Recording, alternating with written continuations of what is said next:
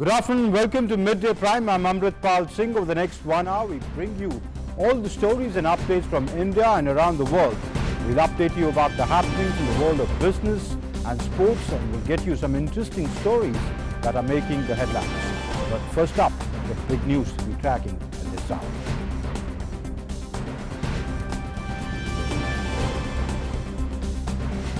Prime Minister Narendra Modi inaugurates 6 mega projects in Uttarakhand under the Namami Gange mission through video conferencing, launches the logo of the Jal Jeevan mission.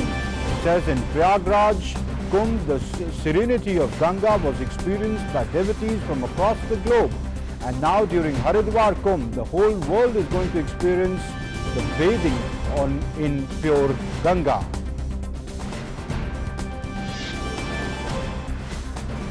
Prime Minister unveils the logo of Jal Jeevan Mission and Margdarshika for Gram Panchayats and Pani Samitis under the Jal Jeevan Mission. This mission will provide water facilities to nearly 1 lakh families every day. The Prime Minister also inaugurates the Ganga Avalokan, the first of its kind museum on River Ganga. Prime Minister slams the opposition, says they don't want farmers to sell their produce in open market. They want middlemen to earn profits. They are opposing the freedom of farmers. They didn't do anything to empower our security forces. When our government signed a contract with the French government for the Rafale aircraft, they started having a problem. The government approves procurement of 13.77 lakh metric tons of pulses and oilseeds for Kharif marketing season 2020-21 for Tamil Nadu, Karnataka, Maharashtra, Telangana and Haryana. 5,637 metric tons of paddy at MSP of 1,868 rupees per quintal procured from farmers of Haryana and Punjab, while procurement from remaining states commenced from Monday.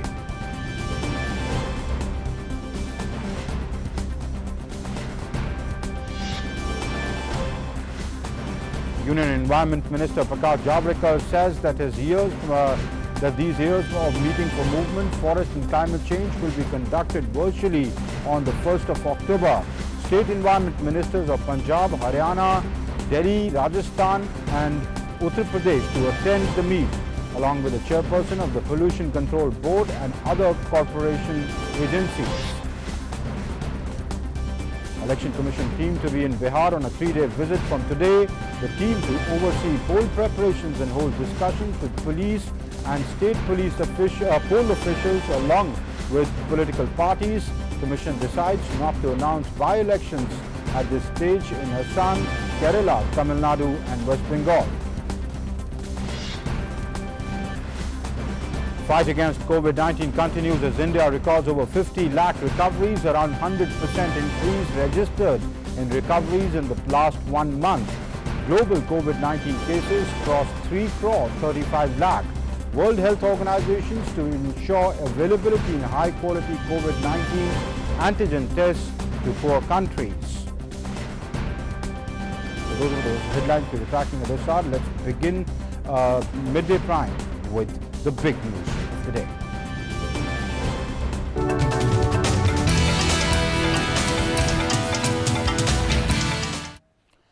Prime Minister Narendra Modi today inaugurated 6 mega projects in Uttarakhand under the Namami Gange mission through video conference.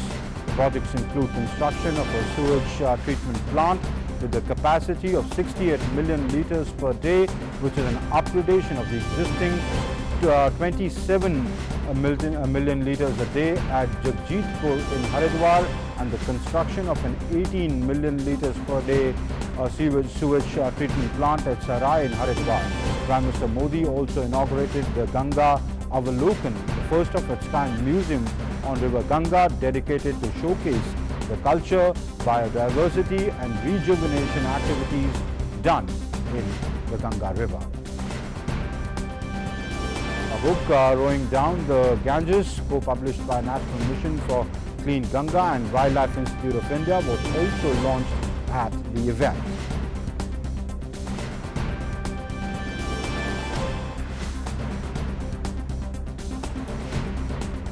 Prime Minister Modi also unveiled the logo of Jal Jeevan Mission and Margdarshika for Gram Panchayats and Pani Samitis under the Jal Jeevan Mission.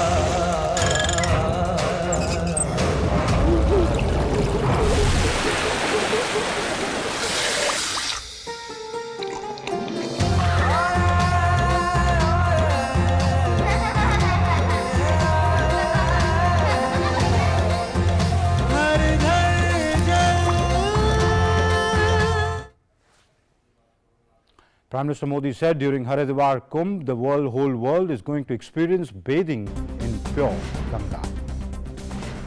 साथियों, प्रयागराज कुंभ में गंगा जी की निर्मलता को दुनिया भर के श्रद्धालुओं ने अनुभव किया था। अब हरिद्वार कुंभ के दौरान भी पूरी दुनिया को निर्मल गंगा स्नान का अनुभव होने वाला है और उसके लिए लगातार प्रयास चल रहे हैं। The Prime Minister also stressed on the steps taken for launching the new unified Jal Shakti Ministry, which aims at providing clean drinking water. पैसा न पानी की तरह बहता है न पानी में बहता है, पर पैसा पाई पाई पानी पर लगाया जाता है। हमारे यहां तो हालत ये थी कि पानी जैसा महत्वपूर्ण विषय अनेकों मंत्रालयों और विभागों में बिखरा पड़ा हुआ था, बटा हुआ था। इन मंत्रालयों में, विभागों में न कोई तालमेल था और न ही समान लक्ष्य के लिए काम करने का कोई स्पष्ट दिशा निर्देश। Prime Minister Modi further said that we've moved forward with new thinking and a new approach. अगर गंगा जल की स्वच्छता को लेकर वही पुराने तौर तरीके अपनाए जाते तो आज भी हालत उतनी ही बुरी रहती, लेकिन हम नई सोच, नई अप्रोच के साथ आगे बढ़े।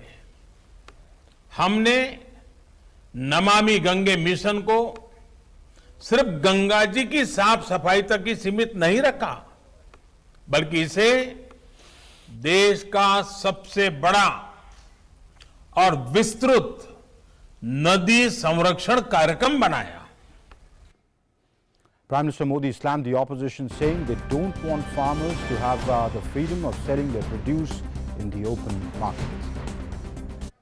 आज जब केंद्र सरकार किसानों को उनके अधिकार दे रही है, तो भी ये लोग विरोध पर उतर आए हैं। ये लोग चाहते हैं कि देश का किसान खुले बाजार में अपनी उपज नहीं बेच पाए। ये लोग चाहते हैं कि किसान की गाड़ियां जब्त होती रहें, उनसे वसूली होती रहे, उनसे कम कीमत पर अनाज खरीदकर बिचौलिए मुनाफा कमाते रहे। एक किसान की आजादी का विरोध कर रहे हैं। जिन सामानों की, उपकरणों की किसान पूजा करता है, उन्हें आग लगाकर ये लोग अब किसानों को अपमानित कर रहे हैं। The Prime Minister also said that 4 years ago, around this time, the country's bravehearts carried out a surgical strike and destroyed terror bases, but the opposition were demanding evidence. मुझे खुशी है कि आज रफाल भारतीय वायुसेना की ताकत बढ़ा रहा है। अंबाला से लेकर के लेह तक उसकी गर्जना भारतीय जांबाजों का हौसला बढ़ा रही है। साथियों, 4 साल पहले का यही तो वो समय था जब देश के जांबाजों ने सर्जिकल स्ट्राइक करते हुए आतंक के अड्डों को तबाह कर दिया था। लेकिन ये लोग अपने जांबाजों के साहस की प्रशंसा करने के बजाय उनसे ही सर्जिकल स्ट्राइक के सबूत मांग रहे थे। सर्जिकल स्ट्राइक का भी विरोध करके ये लोग देश के सामने अपनी मंशा, अपनी नीयत साफ कर चुके हैं। The Prime Minister also spoke on GST and how it has helped the country. जब वन नेशन वन टैक्स की बात आई, जीएसटी की बात आई, तो फिर ये लोग फिर विरोध करने के लिए मैदान में आ गए। जीएसटी की वजह से देश में घरेलू सामानों पर लगाने वाला टैक्स बहुत कम हो गया है। ज्यादातर घरेलू सामाने, रसोई के लिए जरूरी चीजों पर टैक्स अब या तो नहीं है या फिर 5% से भी कम है। पहले इन्हीं चीजों पर ज्यादा टैक्स लगा करता था, लोगों को अपनी जेब से ज्यादा पैसे खर्च करने पड़ते थे। लेकिन आप देखिए, इन लोगों को जीएसटी से भी परेशानी, ये उसका मजाक उड़ाते हैं, उसका विरोध करते हैं।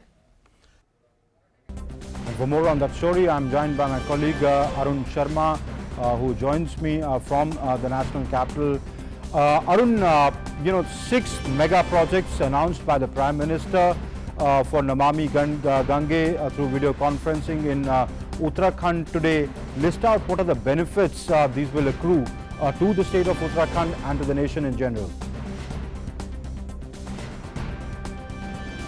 To the people of Uttarakhand, and as far as Namami Gange project is concerned, in 2014, when we talk about the sewage treatment plant, the capacity was not even 3 figures. It was close to 60 million liters per day. But now the capacity, as far as the sewage treatment plant is concerned in Uttarakhand, it has reached close to 250 million liters per day. That means this is the kind of capacity that these sewage treatment plants will be having to clean the water. Now government is adopting a holistic approach as far as cleaning Ganga is concerned. Now earlier and before 2014, we have seen that Ganga cleaning was not on the agenda, and of course very disintegrated approach was there as far as cleaning of Ganga is concerned. But now the approach is very much integrated in nature, and that's the reason why cleaning of Ganga is becoming possible. Last week only we have seen that Prime Minister Narendra Modi inaugurated various STPs as far as Bihar is concerned, and as far as under Namami Gange mission, Bihar is also getting cleaned as far as Namami Gange project is concerned. More than 250 milliliters on a daily basis will be cleaned as far as Bihar is concerned, and now the focus is on Uttarakhand as well. Second important aspect, Amrit, is that in places like Badrinath, because we know this fact, there are 4 dhams in Uttarakhand, that is Kedarnath, Badrinath, Gangotri and Yamunotri. So in Badrinath also, where there is a religious tourism over there also the STPs have been developed and created, which means primarily that in the religious tourism as well, the cleaning of Ganga will be possible. Last but not the least, a 4-story building has been created, as far as the region in Rishikesh is concerned, whereby primarily you can see that there was, not much of land available in this region, because Uttarakhand is a hilly region. It's a hilly state primarily. So in very less space of close to 900 square meter, this, sewage treatment plant has been constructed, so that for next 15 years, under the hybrid annuity model, that means the PPP model, the maintenance can be done of this sewage treatment plant, and of course, cleaning of Ganga can be done. So yes, it's an important day for the people of Uttarakhand as well, where they'll be getting clean water primarily, or better water management will be done. 17 towns will be directly will be benefiting primarily as far as Clean Ganga mission is concerned in Uttarakhand region. Amrit. All right. Also give us a sense of, how it will boost the museum that he inaugurated today, how it will boost tourism, how it will help, the people's movements through the Margdarshika that he announced today, or the Pani Samitis. Okay, so talking about the museum, first of all, no doubt this museum will give a major push to the tourism as well, because Uttarakhand, as we know, is a place of adventure tourism. Uttarakhand, we know, as it is, there are 4 dhams, so it's a place for religious tourism as well. And Uttarakhand, of course, is a favorite, one of the favorite tourist destination as well. But important aspect is that, Amrit, that after this opening and inauguration of this Ganga Avlokan, that means the museum that is dedicated to River Ganga, Ganga in itself is a story. Ganga in itself means having cultural connect. We know this fact that the length of Ganga is close to 2,500 kilometers. It flows to more than 10 states in our country, small and big states. When we talk about Bihar, it flows approximately 405 kilometers of Ganga is covering in Bihar state. When we talk about Uttarakhand, Ganga river is covering close to more than 100 kilometers of length as far as Uttarakhand is concerned. There are many various upstreams as far as Ganga river is concerned, as far as this Uttarakhand is concerned. So yes, Ganga in itself carries many biodiversity. Ganga in itself carries a lot of stories. Ganga in itself, carries a lot of cultural connect from one state to another, from one district to another, from one town to another. There are various stories related to Ganga. So when people will visit Uttarakhand, maybe for adventure tourism, for religious tourism, or for any kind of tourism, when they'll visit to this place or this museum, they'll get to know more about River Ganga, and they'll know more about this historic city or culturally rich city, Uttarakhand as well. So yes, it's an important and a big boost to the tourism as well, Amrit. All right, let's see how much progress it makes, because the Prime Minister has told the nation that this time around at the Haridwar Kumbh, people will bathe in a clean Ganga water. The world, he said, saw when Kumbh was organized in Prayagraj, the cleanliness. Now that when people take a dip at Haridwar, they can feel the same. For more, I'm joined by Shekhar Iyer, a senior journalist. Shekhar, first let's talk about the Namami Gange projects that the Prime Minister announced. Now these 3 STPs, or the sewage treatment plants, and the Prime Minister assuring that clean drinking tap water will be available under the Jal Jeevan mission to a lot of households. Well, with today's inauguration of these projects today, what we are seeing is 30 projects, have been completed in Uttarakhand as far as cleaning of Ganga is concerned. And these 30 projects are going to taking care of pollution from 17 Ganga towns, and which is itself a very landmark achievement. And the Prime Minister has been keen right from the beginning that the projects are completed in time, and whatever time has been lost earlier is made up. So therefore, today we are seeing that the inauguration of the 6 mega projects is itself a very important event as far as cleaning of Ganga is concerned. And we have seen the Prime Minister today saying that when the Kumbh is held in Haridwar, definitely this is going to be a much cleaner Ganga.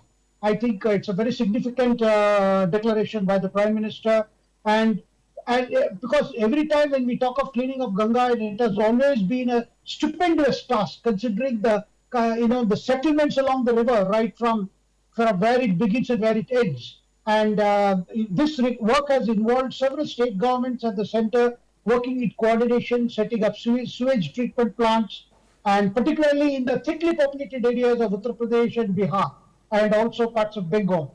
So I think it's a significant achievement today. All right, Shekhar, when he talked about the Jal Jeevan mission, he launched the Marg Darshika. He talked about the Pani Samitis, essentially trying to make it a people's movement for it to become successful. We've seen mega projects launched by the government, not really, cleaning of the Ganga, for example, has been going on for a very, very long time. But Ganga hasn't become clean unless you make it a people's movement. And is that what the Prime Minister was trying to, attempt by bringing in people being stakeholders in that? Amarpal, you are absolutely right, because we have seen what a people's involvement can do, particularly in the case of Swachh Bharat campaign. Because Swachh Bharat campaign may have started as a call by the Prime Minister, but we have seen in the last 5 years, 6 years, the way the people have adopted this campaign, and you have seen in villages, in towns, in several communities, people have come together, either in the construction of toilets or keeping their surroundings in proper hygiene and cleanliness. It has been an amazing movement, and it has involved school children, college students. So, you see, without the people's involvement, you cannot have that success rate. Similarly, the mission is also to save every drop of water, as well as to ensure that all the human settlements in our country get the piped water supply. This is a very big challenge, and the fact that the separate ministry has been created, a separate cabinet minister is in charge, and some of the brightest officials have been put in charge of the projects.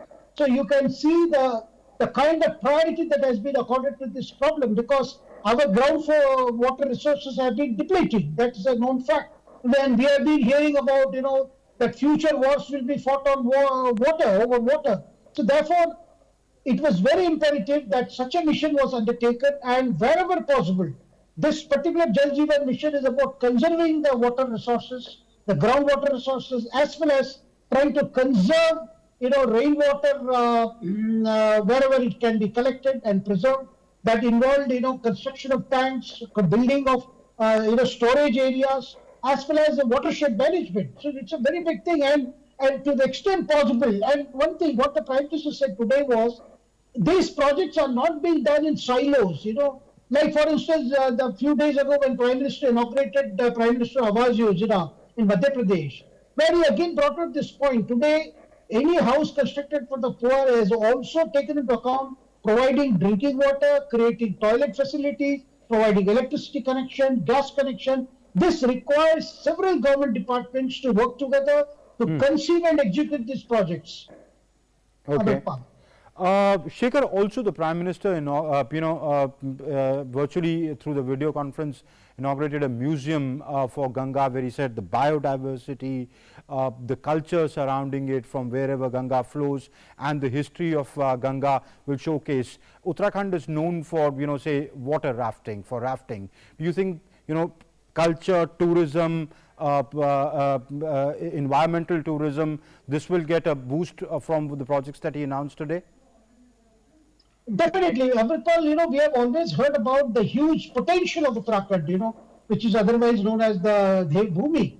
So therefore, when you have these kind of projects and you are able to provide world quality or world class tourism facilities, and particularly paying attention to cleanliness, hygiene, and also, conservation of nature, which is also a part of, because today's project also includes need to protect and conserve the wildlife. And so you can see that we have already seen how the highway development has taken place to connect the 4 dhams, which is the work in progress. And we have seen how every year certain facilities are being added and certain quality is being brought to these constructions. This is one. Second thing is, when it comes to the adventure tourism, and I think a lot of people would be interested in particularly looking at the potential that the Uttarakhand offers. So we can see the year or so. Of course, this year has been a bad year on account of the pandemic. But once we get over this pandemic, we are definitely going to see a lot of tourist arrivals, and a lot of them are going to choose Uttarakhand. Already Uttarakhand is known as, the people do come for the visiting Valley of Flowers and the other tourist attractions. But definitely we are going to see water sports is also going to emerge as a very key area when it comes to adventure tourism. All right. Shekhar, we'll leave it there. Many thanks for joining us and giving us your perspective on that. So we expect, as the Prime Minister said, that once the Haridwar Kumbh takes place, people will bathe in a much cleaner, pure Ganga water. And let's now move on to our developing story of the day.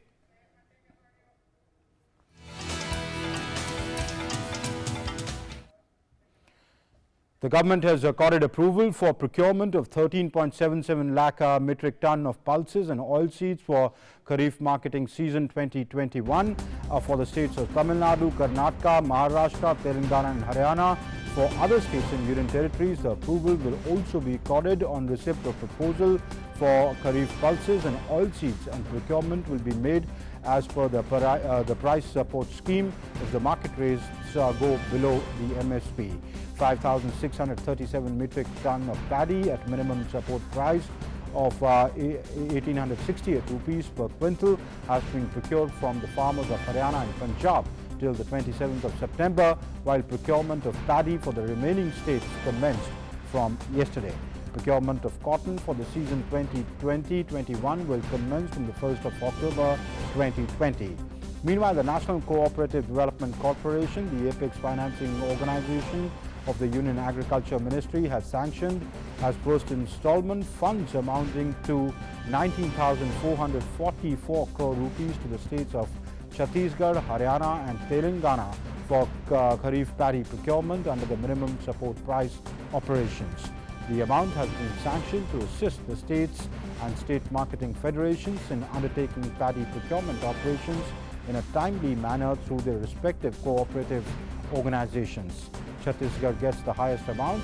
This proactive step by the NCDC during the COVID pandemic will give the much-needed financial support to farmers of these three states who account for nearly 75% of production of paddy in the country. The timely step will help the state agencies start procurement operations immediately. It will provide the much-needed support to farmers to sell their produce at the government-notified minimum support price.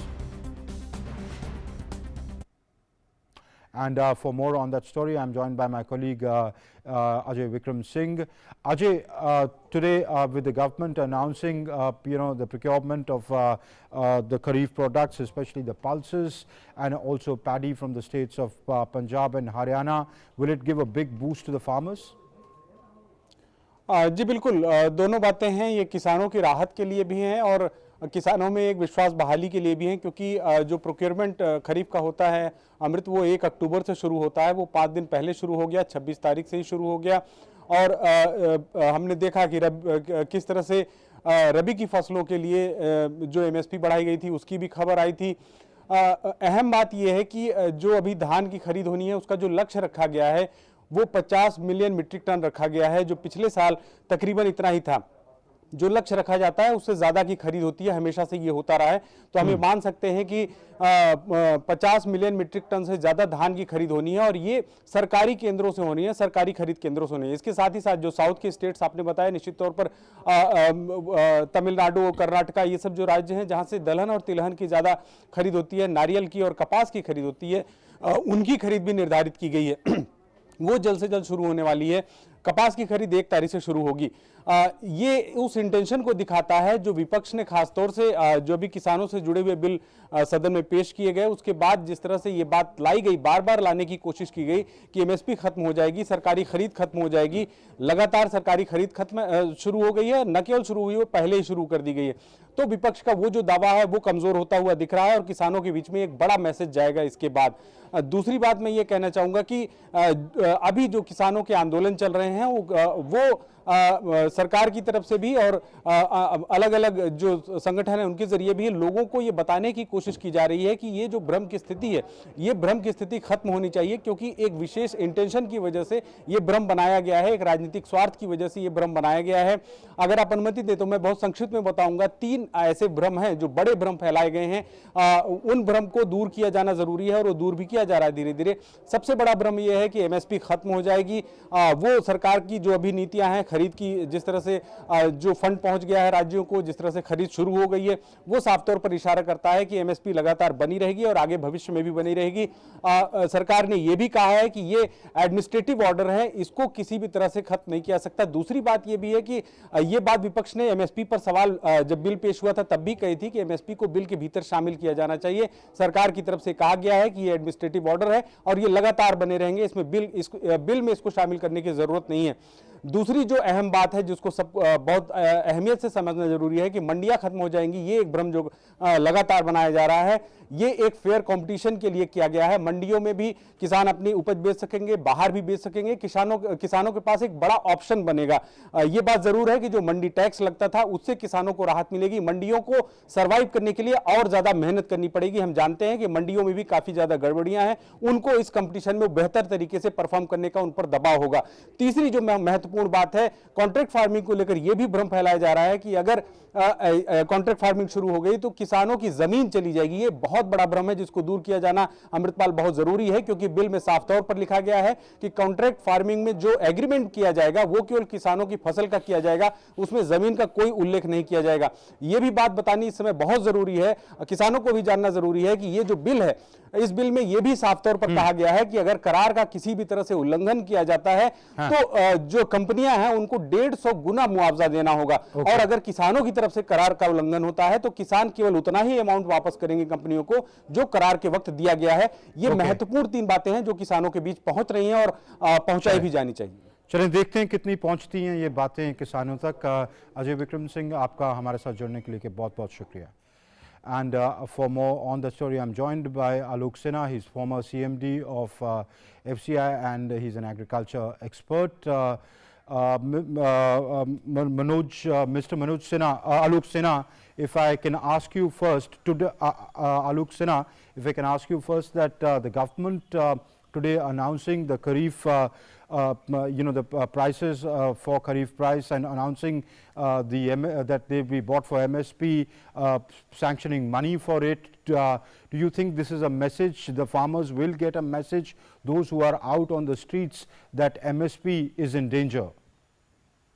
No, I think you are very right. I think fortunately the MSP operations have begun and they have coincided with what is now known to be a kind of a farmers' agitation, although it is taking place basically in Punjab and to some extent in Haryana. You know, it is like this all over the world, ethically speaking. Middlemen are never approved of because middlemen don't add any value addition. They only, cream off a bit of the top layer when 2 parties meet. Like when we go to find a house, then we call the middleman a broker.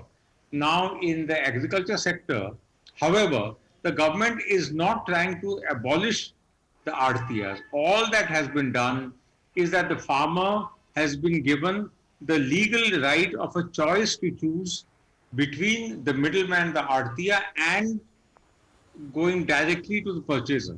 So therefore, to that extent, there should logically speaking be no opposition to the present laws that have just been promulgated, because it doesn't take away any of the existing rights of anyone. All it does is that it liberates the farmer from being subjugated to having to sell only to the middleman. Now, why this agitation is taking place so much in Punjab and Haryana is that the middleman, the Aartiya, gets 2.5% commission on all the transactions. Now, the wonderful thing is that each time when the government increases the MSP to help the farmer, to that extent, the percentage commission of the Aarti also goes up without the middleman adding any extra services to the farmers. So it is a wonderful win-win deal for the Aartiya when the farmer has no other option. Fortunately, now the farmer has been given the option. The farmer can go to the Aartiya. The farmer can also go to the direct purchaser. The second part of this agri reform is the contract farming. Now, in contract farming, all that has been done is not that the land of the farmer is in any danger of being taken over by Mr. the Sinha, contractors on the Mr. other Sinha, side. Yes. Before you go to contract farming, let's talk about the MSP. The Okay. critics of the government say that the minimum support price which the government sets in many markets across the country, many places across the country, crop is selling below the MSP, even though there is an demand in Yes. the market was so much really, then they wouldn't need, then it wouldn't fall below the MSP. The farmer wouldn't have to sell below the MSP. Now this argument that they have more people and they will bypass the middlemen, which in theory seems right, is there actually that sort of prices that the market is ready to pay? You know, if agriculture gets modernized and there's value addition to food processing and things like that, then obviously the price of the agriculture produce will also go up. Like in the milk sector, for example, when the middleman was removed in Gujarat 50 years back, exports 5,000 crores worth of dairy products each year, in addition to another 15,000 crores of dairy products that they sell within the country. All this has added to the economic clout and the rising income of the dairy producer.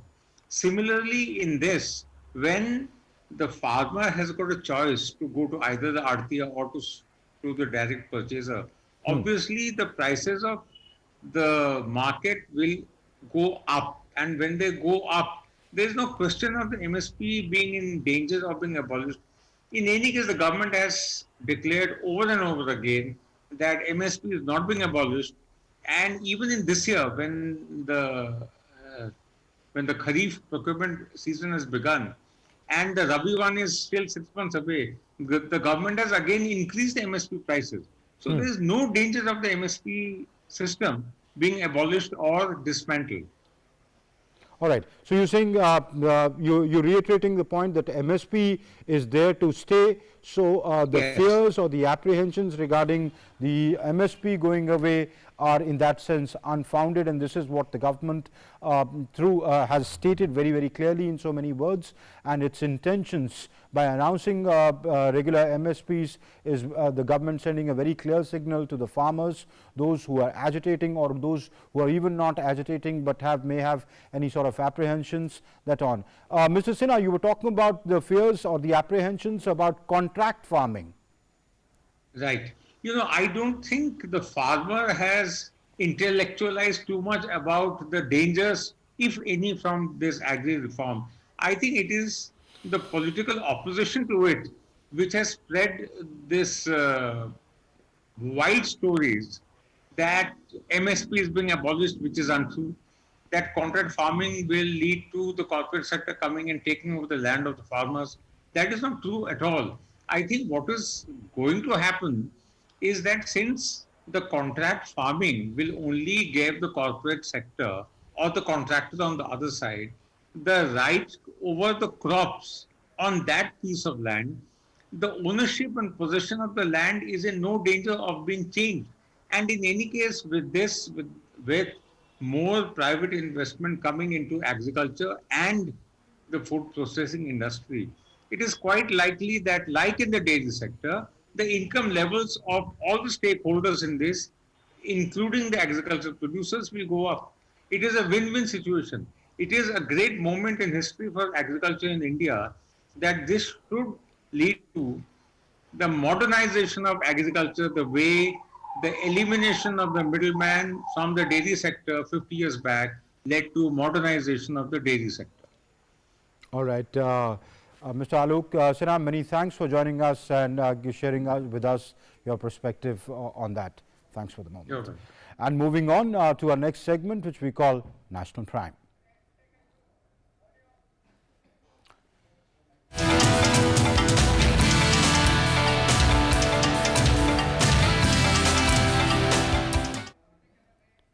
A team of the Election Commission is on a 3-day visit to Bihar from today to oversee poll preparations. The Election Commission team will reach Patna this evening and hold meetings with state police officials and state Election Commission officials. The team will go to Gaya on 30th September and hold discussions with political parties. Election Commission is likely to announce today the schedule for assembly by-elections in the country. Addressing the media on environment-related issues, Union Environment Minister Prakash Javadekar said that this year's meeting for environment, forest and climate change will be conducted virtually on the 1st of October. In the virtual meeting, the state environment ministers of Punjab, Haryana, Delhi, Rajasthan and Uttar Pradesh will meet along with the chairperson of the Pollution Control Board and other corporation agencies. मंत्री स्तर की इस साल की बैठक 1 अक्टूबर को होगी। यह वर्चुअल होगी इस बार। पंजाब, हरियाणा, दिल्ली, राजस्थान, उत्तर प्रदेश के पर्यावरण मंत्री, पर्यावरण सचिव, पोल्यूशन कंट्रोल बोर्ड के अध्यक्ष, संबंधित अन्य अधिकारी और राज्यों के साथ साथ जो कॉरपोरेशन सिटीज हैं, तो कॉरपोरेशन, डीडीए, एनडीएमसी, ऐसी एजेंसी जो है उनके भी प्रमुख इस मीटिंग में हाजिर होंगे। Raksha Mantri Rajnath Singh today launched the Defence India Startup Challenge and the IDEX 4 for 4G initiative program. CDS General Bipin Rawat was also present on the occasion. On this occasion, the Raksha Mantri said to make the defence sector more strong and self-reliant, the combined role of the government and the private sector becomes important. तेजी से बदल रही दुनिया में technology के प्रयोग और प्रभाव से हम अच्छी तरह परिचित हैं और इसके कारण देश दुनिया में प्रायः सभी क्षेत्रों में तेजी से बदलाव भी आ रहा है और रक्षा क्षेत्र में तो इसकी और भी अहमियत है। ऐसे में हमारी सेनाओं में टेक्नोलॉजी के प्रयोग को बढ़ावा देने के लिए यह मोदी द्वारा शुरू किया गया आईडेक्स एक महत्वपूर्ण कदम साबित हुआ है। And in Midday Prime, it's time for news and updates from the world of business.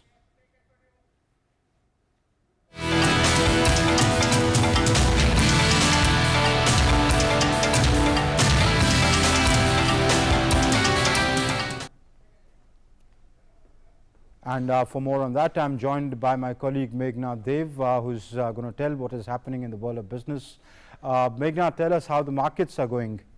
Yes, Amritpal, let's first start with how the markets are faring. The Indian markets fluctuated between gains and losses after making a steady start today. The S&P BSE Sensex hovered around 38,000 levels. And currently, if we look at the market, the Sensex is up by 113.67 points at 38,095.30. And Nifty is up by 42 points at 11,269. And if we look at the IndusLand Bank and the top Sensex laggards was the IndusLand Bank, followed by ONGC, Axis Bank and ICICI Bank. TCS rose about 2%, while Reliance Industries gained 1%. The trend among Nifty sectoral indices seemed largely negative, but currently Nifty is down, up by 42.15 points at 11,269.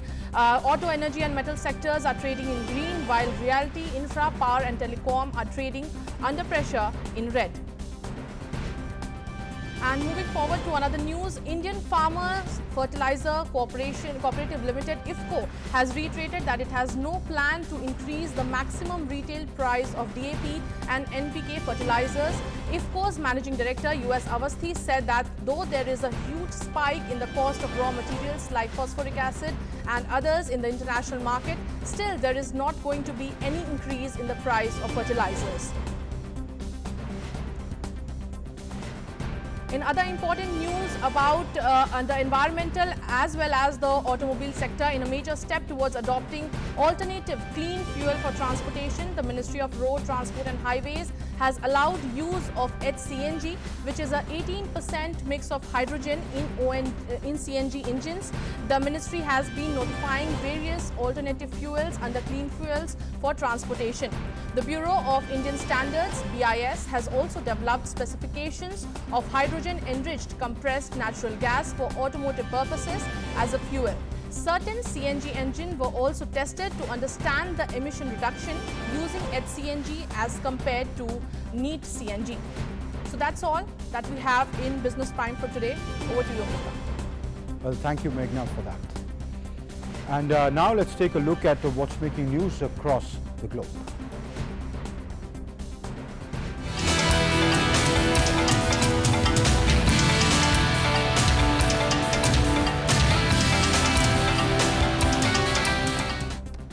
The World Health Organization has announced a set of agreements to make available affordable, high-quality COVID-19 antigen rapid tests for low and middle-income countries. According to the deal, 120 million rapid diagnostic tests for COVID-19 will be made available at a maximum of $5 per unit. Drugs manufacturers Abbott and SB Biosensor have agreed with the charitable bill and the charitable Bill and Melinda Gates Foundation to produce 120 million of the tests. The tests, which can provide results in between 15 to 30 minutes, are to be rolled out globally, including to 133 lower and middle income countries, starting from October.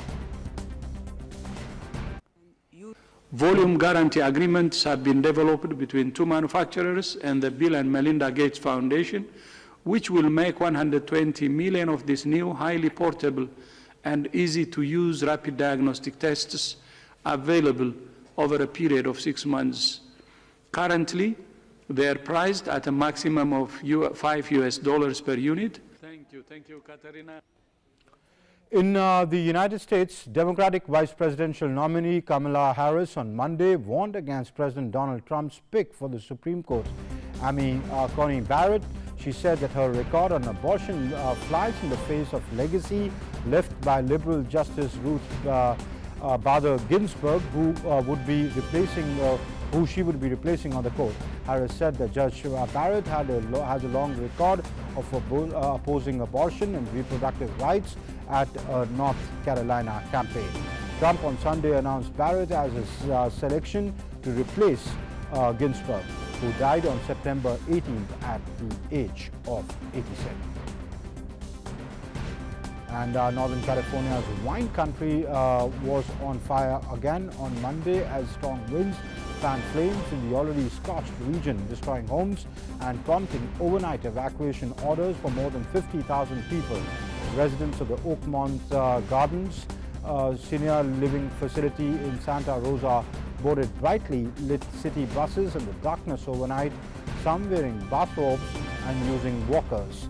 They wore masks to protect against the coronavirus as orange flames marked the dark sky.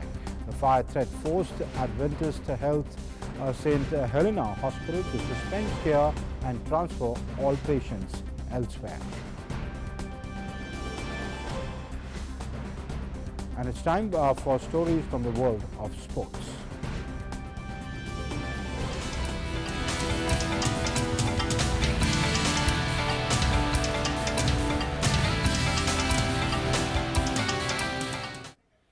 And for more on that, I'm joined by my colleague Narayan Singh. Narayan, tell us what's happening in the world of sports. Get started with the French Open and Sports Prime. 12-time French Open winner Rafael Nadal started his French Open campaign with a 3-set win over Belarusian Igor Gerasimov. Nadal wrapped up a 6-4, 6-4, 6-2 victory in 2 hours 5 minutes against the world number 83, who was making his main draw debut in Paris. In another men's singles match, Austrian third-seeded Dominic Thiem started his campaign with an easy win. US Open champion Thiem moved into the second round with a 6-4, 6-3, 6-3 win over Croatia's Marin Cilic. Thiem will play American qualifier Jack Sock in the next round. In women's singles, Serena Williams began her quest for a 24th Grand Slam singles title with a hard-fought win over Christiane in the French Open first round. 6th seed Williams overcame a rusty start to beat her fellow American 7-6, 6-0. In another match, Czech player Petra Kvitova eased into second round of the French Open after a straight set win 6-3, 7-5 over Oisin Dodin of France. An ordinary match turned out to be a historic game with which lasted for 6 hours 5 minutes, making it the second longest ever match in the history of the French Open. Frenchman Corentin Moutet and Italian Lorenzo Agostino were against each other in the round 1 of the French Open. As this happened on the very first day, it makes it more fascinating. The match saw a total of 459 points won by both the players collectively. Agostino defeated the Frenchman 0-6, 7-6, 7-6, 2-6 and 18-6. The match turned out to be the 4th longest match in the history of Grand Slams and 2nd longest match at French Open. It was also the first win of Agostino at a Grand Slam. Now shifting focus to English Premier League, Liverpool ended Arsenal's 100% start to the season while extending their own with a 3-1 victory at Anfield. Gunners went ahead after 25 minutes when Alexander Lacazette took advantage of Andrew Robertson's error to bundle a close-range finish past goalkeeper Alisson Becker.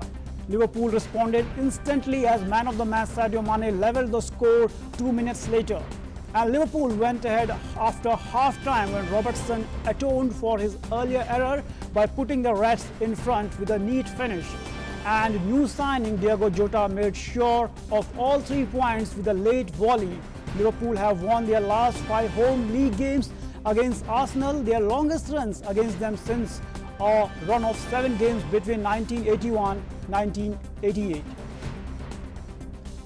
In another EPL match, Aston Villa cruised to a comfortable 3-0 win as they took advantage of another poor defensive performance by Fulham. Villa are now unbeaten in the 8 games, including 6 wins stretching back to last season. Jack Grealish put Aston Villa ahead with a shot on the bounce.